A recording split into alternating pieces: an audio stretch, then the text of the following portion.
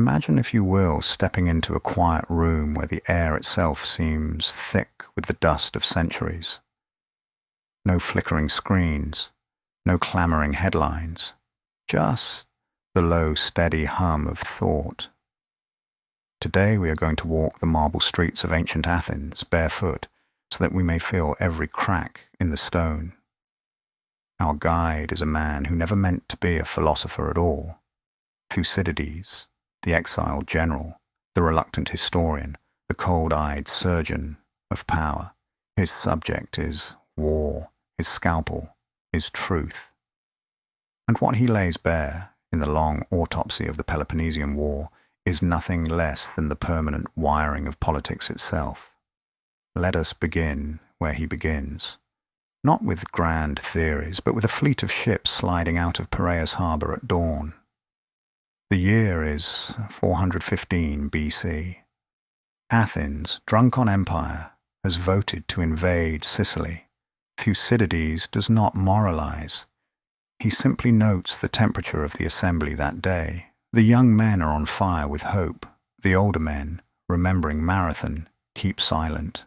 Hope, he says, is a spendthrift emotion. It spends the capital of reality, and reality, when it calls in the debt, is merciless. Picture the scene as if it were painted by Poussin. The glitter of bronze helmets, the smell of olive oil on skin, the low roar of a democracy voting itself into catastrophe. Thucydides stands at the edge of the crowd, already half in exile, watching the arithmetic of ambition. He does not shout, "Stop!" He is not that kind of writer. Instead, he stores the moment, like a bee storing pollen, and carries it back to the hive of his book. There it will ferment into something darker and more useful than mere outrage. What, then, is the political philosophy that emerges from these pages? It is not a system you can pin on a classroom wall. It is a weather system: power, fear, and honor. These are the three winds that blow through every corridor of human affairs. Listen to Pericles in the great funeral oration, telling the widows of the first year of war that their husbands died for a city so free that it could afford to be beautiful. The words are gorgeous, almost intoxicating. Thucydides lets them ring, then quietly adds the mortality figures. Beauty is expensive. Someone always pays.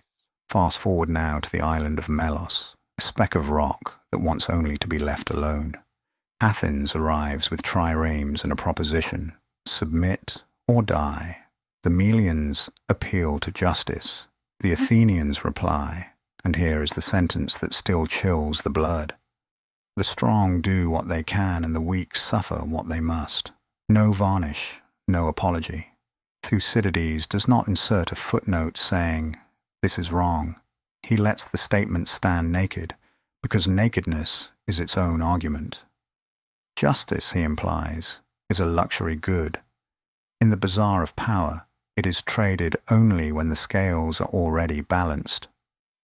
Yet there is something almost tender in his refusal to look away. He is like a doctor who will not avert his gaze from the wound.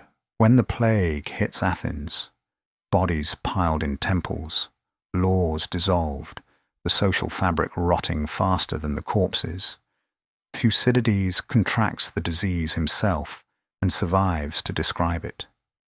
He notes how fear empties the city of every virtue, except the virtue of survival. Moderation, piety, even common decency. These are fair weather friends.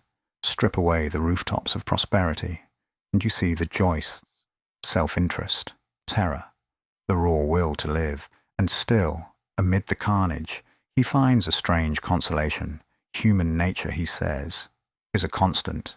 The costumes change, togas give way to tailcoats to bomber jackets, but the passions underneath are the same. This is not cynicism. It is a kind of mercy. If we know the weather, we can build better shelters. The storm is coming, whether we like it or not. The question is whether we will recognize the clouds Let us linger for a moment on the strangest episode in the whole war, the civil slaughter at Cortera. Neighbour turns on neighbour, debtor on creditor, son on father. Words themselves lose their meaning. Recklessness is called courage. Prudence is called cowardice.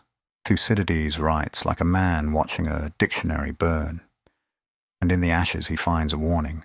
When trust evaporates, society becomes a zero-sum game played with knives. Now you might ask, and I hear the question forming in your mind as clearly as if you had spoken it aloud, where is the hope in all this? Thucydides is not a preacher. He does not deal in hope, but he does deal in clarity, and clarity is the only soil in which hope can grow without turning into fantasy. He shows us Athens at its radiant peak and Athens eating itself alive, and he refuses to blink. The effect is paradoxical. By staring so unflinchingly at the worst, he makes the best seem possible again. If we can name the disease, perhaps we can cauterize it. Think of him as a sculptor who works by subtraction. Michelangelo said he saw the angel in the marble and carved until he set it free. Thucydides sees the polity in the chaos and chips away until the essential form emerges. A creature driven by fear, honor, and interest, capable of sublime speech and unspeakable cruelty. Always the same animal, in different lighting. The statue is not flattering, but it is true. And truth, as Pericles once said in a different context, is the only tribute we can pay to the dead that does not insult their sacrifice. We are nearing the end of our time together, and I want to leave you with one last image. It is 404 BC. The war is over. Athens has lost. The Spartans sail into Piraeus, and the flute girls who once played at symposia now play for the victors. Thucydides, still in exile, is writing the final sentences he will ever write. He knows he will not live to finish the story. Book 8 breaks off mid-sentence, like a life cut short. But he has done something stranger and more durable than finishing. He has built a mirror so polished that every generation since has seen its own face in it. The same trembling ambitions, the same brittle justifications, the same abyss staring back. So the next time you switch on the news and watch a parliament roar itself into folly, or a superpower lecture a minnow about the rules-based order while its aircraft carriers circle like sharks, remember the triremes leaving Piraeus at dawn. Remember the Melians pleading for justice that never arrived. Remember the plague carts and the burning dictionary. Thucydides is not whispering consolation. He is handing you a lantern.